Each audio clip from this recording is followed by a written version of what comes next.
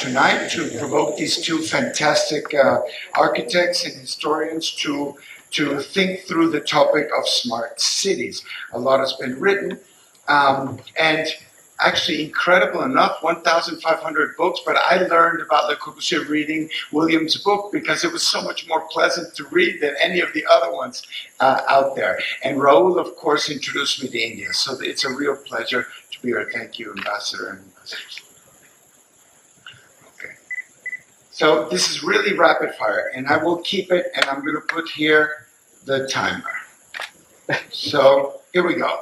Scarcity. What I'm talking about is that we have unequal distribution of events. Keep this in your mind, in the back of your mind, as I talk about, let's see, should go. Oh, no, it didn't. Let's just go right back.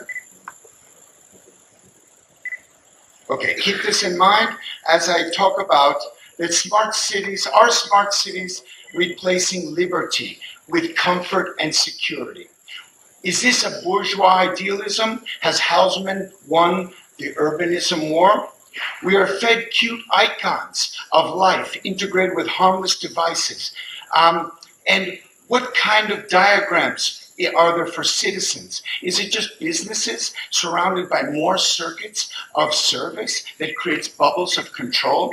That's the question, because in the face of inequity, of poverty, what are smart cities good for? Smartphones, cameras on the streets, internet wired. What is that really about? More highways. Is it about the car? Is it again about the car dominating, or is it about the train as a public transport system? So I think India, it's very important to see who's serving who. Who's the client? Client are the people, the majority of the people. So of course you all know about Jugaad, but it's very resourceful. So maybe Jugaad is smartness. We live on this blue planet, but now we're interconnected. And this interconnection means it's a planetary urbanism, all interconnected. And we have to think about the exchanges in the world. So smart city is not just about what you do here, but how it takes the world into context and how it ties together academia, governance, community, and enterprise. But what about the welfare state city? Was it that bad? Was it that bad when the government was behind housing? And you know it very well from Chandigarh, the time when governments had a strong hand in creating democratic cities. Well, what's happened is there's been incredible disinvestment. Government has abandoned the plans that it's supposed to serve: health, education, housing. So what we have now is neoliberal cities. But how strange is that? They all look the same. Have you seen when they're all nice and rounded and they look like a perfect world? That cannot be. So I ask, technology for whom? Financial models for whom? Governance by whom? Right? Social diversity. That's the question. Of course, to hark back to Le Corbusier, I said it in Chandigarh. He had the original title of Version Architecture was Architectural Revolution. I think he knew that if we didn't build architecture for the people, we would get revolution. And of course, where I come from, and Athens, of course, and other places around the world, you have revolution. You know that very well in your own history. But let me take you down a little drive from Bangalore, the smartest, the IT city of India, right? As we leave the airport, what do we see? A little village that will be wiped out. Book a villa in peace and serenity. And then Luxuria. And then Water's Edge, Necklace Pride, Greenwich. Live a life full of privilege awaits you. That can't be the India. That can't be who are these apartments for? Really, I ask you, is this being decided at boardroom levels? Is it banks and a whole network of global investment companies that are making this happen? Is this what smart cities is about? Well, let me take you back.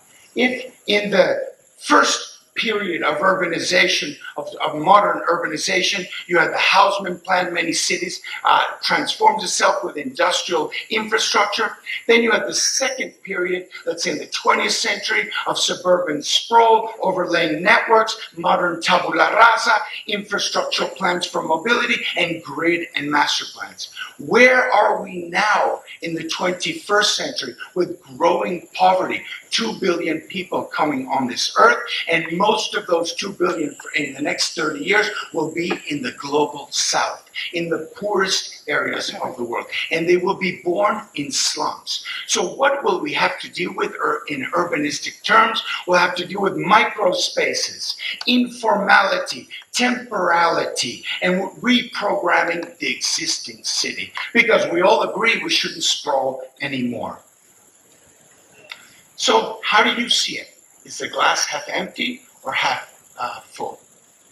Well, I'm interested in a model that allows for a mutual and ever-changing interaction between subject, people, and object architecture. This is the Sur Global, mapped at Harvard together with us, and this is real pixelated growth. It's like a graph. You see the continents shifting. You'll see where the next 2 billion will come in the world, and they will come mostly born in slums. This is kind of the slums in which I've been studying. This is in South America, Venezuela, where I come from. And actually, these are smart cities. Believe it or not, they're rhizomatic cities that adjust. They're archaic and ancient. They're concrete structures, if I were to take you into a lecture. They're block and concrete. They're actually domino houses, but they're very intelligent. They produce less trash. They're all working by foot and pedestrian cities. So let's look at Caracas. These are the slums of Caracas in red.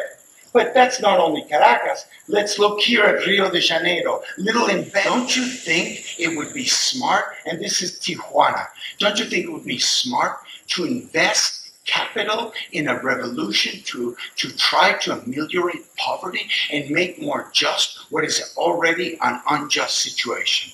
So let's take a small little village, if you want to call it an informal settlement. What could be done?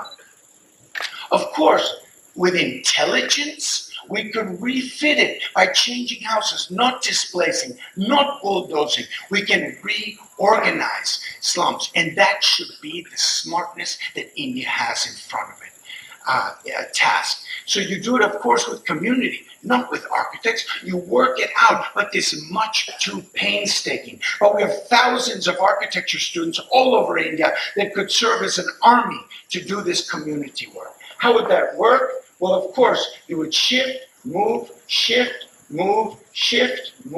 houses. It's not too hard. And then you would build a community that would share infrastructures, satellites, infrastructure, TVs, you can have internet, water, etc., until you reach a more normalized situation of an urban village with blocks. So the city's about people, and the majority of the people are poor.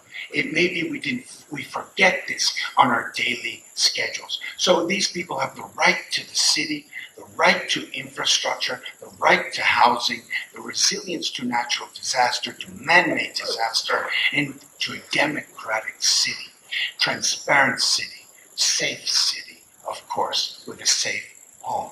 So when we see images of scarcity in the cities of the global south, we're not witnessing an unavoidable urban crisis, but a failure of equitable resource allocation. This is Brazil, and it happens all around the world. Absent infrastructure, investment, and urban density calls into question distributed issues of equity, access, and social justice. That's what a smart city should be. And architecture spatializes and materializes this uneven development. Thank you.